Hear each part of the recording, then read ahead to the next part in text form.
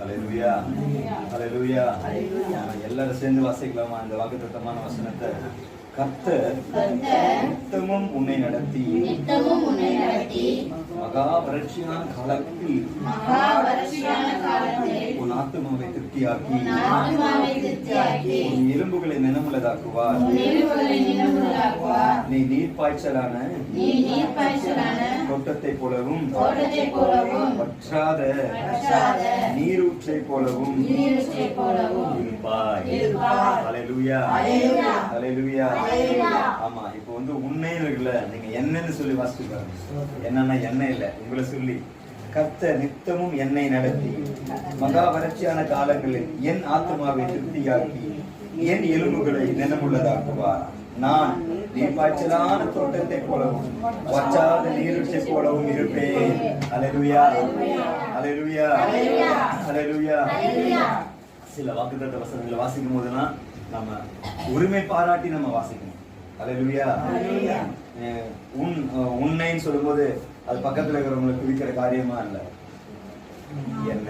ஹல்லேலூயா. என்ன நாம அதை நம்ம உரிமை பாராட்டிக்கணும். ஏன்னா இந்த ஆண்டவருடைய வார்த்தைகள் வாக்குத்தத்தம் எல்லாமே கிறிஸ்து இயேசுவுக்குள் ஆம் என்றும் ஆமேன் என்றும் நமக்காக எழுதப்பட்டிருக்கிறது. ஹல்லேலூயா ஆமென். எல்லாமே நமக்காக தான் ஆண்டவர் எழுதி வச்சிருக்கிறார். இதை அழகா ஃப்ரேம் போட்டு மாட்டி வைக்கிறதுக்காக மட்டும் இல்லை, இருக்கிற அந்த வார்த்தை ஜீவன் உள்ளது. ஹல்லேலூயா. அந்த வார்த்தை உயிர் உள்ளது. அந்த வார்த்தை தான் நம்மளை நடத்துகிறது. ஹல்லேலூயா. யாங்க சொல்ற பாருங்க, கர்த்தர் நித்தமும் உன்னை நடத்துவார். ஆமென்.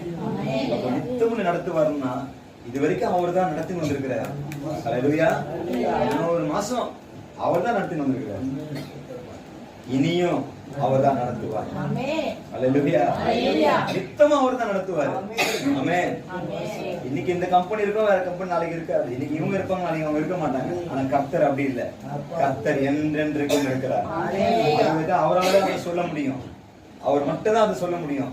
நான் உன்னை நித்தமும் நடத்துவேன். ஹல்லேலூயா. உன் ஆத்துமாவை திருப்தி ஆக்குவார். அந்த வார்த்தை நல்லா புரிஞ்சுக்கணுங்க. கர்த்தர் உங்களை நடத்தும் பொழுது உலகத்துக்கு வறட்சி இருக்கும், ஆனா உங்களுக்கு திருப்தி இருக்கும். ஹல்லேலூயா. உலகத்துக்கு வறட்சி, உங்களுக்கு திருப்தி. ஆமென். உலகத்தார் உலக காரியங்களால திருப்தி அடைவாங்க. அவங்க திருப்தி எல்லாம் உலகத்துல இருக்கும். கர்த்தருடைய பிள்ளைகளுக்கு நம்ம வறட்சியின் மத்தியில கடந்து போய் கொண்டிருந்தாலும் அது நமக்கு பெரிய திருப்தி ஆண்டவர் தருவார். அதுல ஒரு நிறைவு இருக்கும். சொல்றது விளங்குதா? கர்த்தர் நடத்துறதுக்கும் உலக பிரகாரமா இருக்கிற